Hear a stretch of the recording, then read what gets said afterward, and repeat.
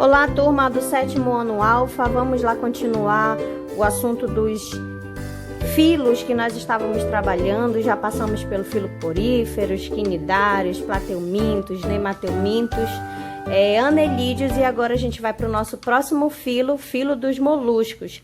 Lembrando que é a nossa primeira avaliação parcial do 4º bimestre, tá? O tema de hoje é sobre moluscos, o filo dos moluscos e quem são os representantes. Estão lá: caracóis, lesmas, mariscos, polvos e lulas. Esses fazem parte do filo dos moluscos, são esses os representantes. Então, a gente tem como principal característica do filo dos moluscos o corpo mole. O corpo mole dos moluscos é que dá ao nome moluscos. Moluscos vem de corpo mole, certo, gente? Há outras características dos moluscos. Tem aproximadamente 100.000 espécies e nós encontramos eles em ambientes terrestres e ambientes aquáticos, sendo que eles podem ser encontrados tanto na água do mar como em água doce. A gente costuma ver caracóis em ambientes terrestres e os caramujos nos ambientes aquáticos, né? Lesmas também comumente pra gente. Agora, polvos e lulas estão bem mais na região marinha, então a gente ocasionalmente só vê pela TV. Os mariscos estão as ostras, os mexilhões, certo? E aí a gente vai para as características gerais do grupo. Os moluscos, eles vão possuir sistema nervoso, sistema circulatório, sistema digestório e sistema reprodutor. O sistema nervoso deles é bem desenvolvido, assim como a respiração, que a respiração vai ocorrer por brânquias, no caso daqueles que vivem em ambientes marinhos, né? Eles vão respirar por brânquias, e aqueles que vivem em ambientes terrestres vão respirar por pulmões. Então, a gente já consegue identificar que esse grupo de seres vivos são mais evoluídos que os anelídeos e os vermes que nós tínhamos estudado na aula passada, ok?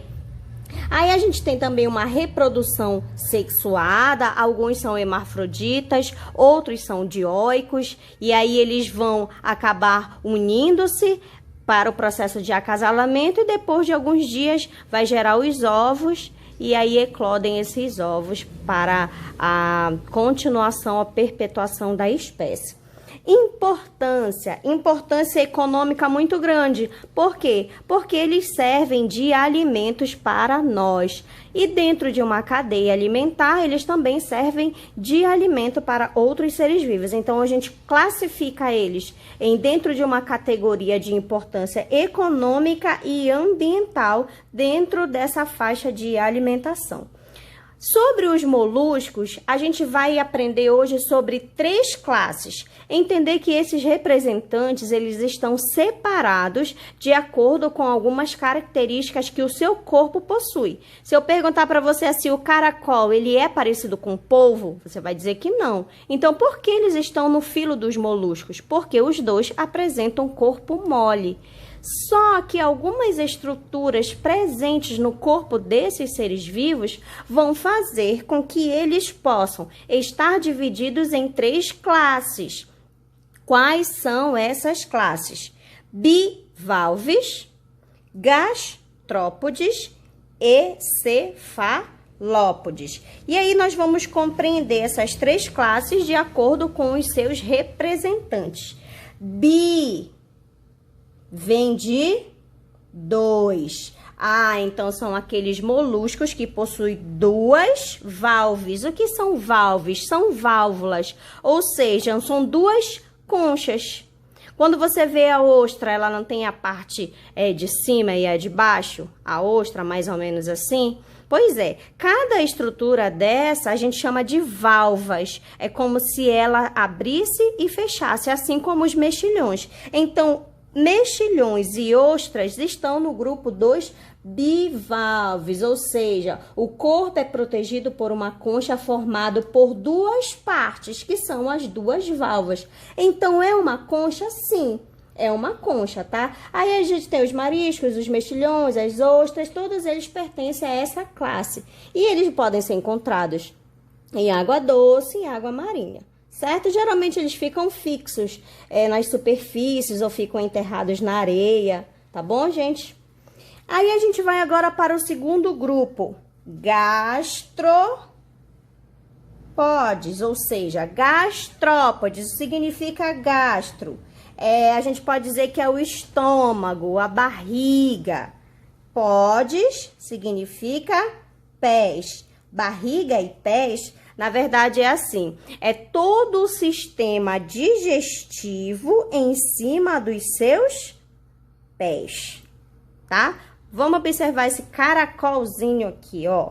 Todo o aparelho digestivo dele está embaixo da sua concha, em cima dos seus pés. Por isso, ele é chamado de gastrópode. Além dos caracóis, quem está presente nesse grupo? Os caramujos, tá? Então, os caracóis e os caramujos têm também dois grupos, chamados de aruás e búzios, que a gente não conhece muito, mas é importante nós sabermos que são os caracóis e caramujos.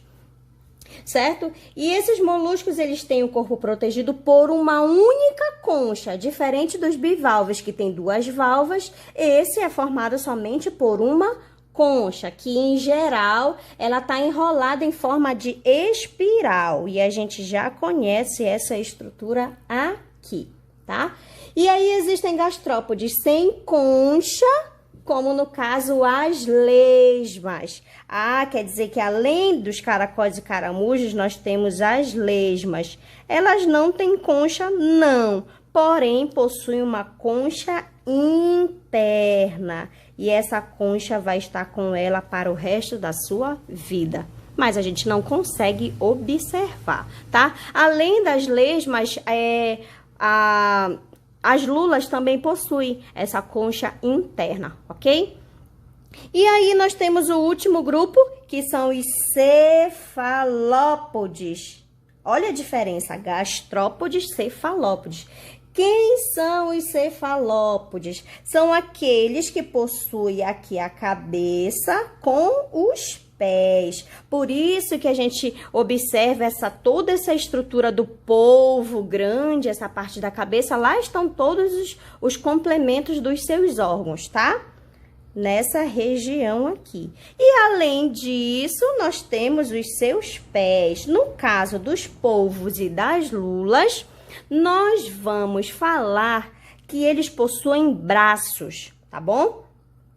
Eles vão se caracterizar por apresentar vários braços com ventosas. O que são essas ventosas? É como se fosse uma cola ali no braço dele. Tudo que ele consegue agarrar serve para ele pegar aquele alimento, tá bom? Inclui os polvos, que tem 8 braços, as lulas, que tem 10 braços, e uma característica muito interessante para os polvos. Os polvos, eles possuem o que a gente chama de jato de tinta.